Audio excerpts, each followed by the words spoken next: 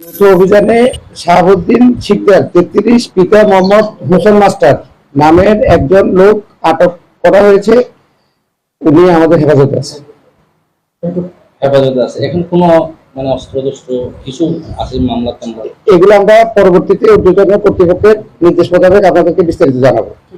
যৌথ বাহিনী আইনগত ডকুমেন্টস তো আমাদেরকে কি দিয়েছে সেটা না, সেটা হলো উনি আমাদের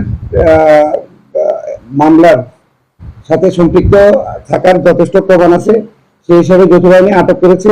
এখন উনি কি কি ঘটনার সাথে সম্পৃক্ত সেটা আমরা যাচাই বাছাই করতেছি। যাচাই বাছাই সাপেক্ষে আপনাদেরকে পরবর্তীতে বিস্তারিত জানানো হবে। এখন ওনাকে শুধু গ্রেপ্তার করা হয়েছে, পরবর্তীতে ওনাকে নিয়ে অভিযান পরিচালনা করে যদি আমাদের কি উদ্ধার হয়েছে আর কি উদ্ধার হবে সেটা আপনাদেরকে পরে জানানো হবে।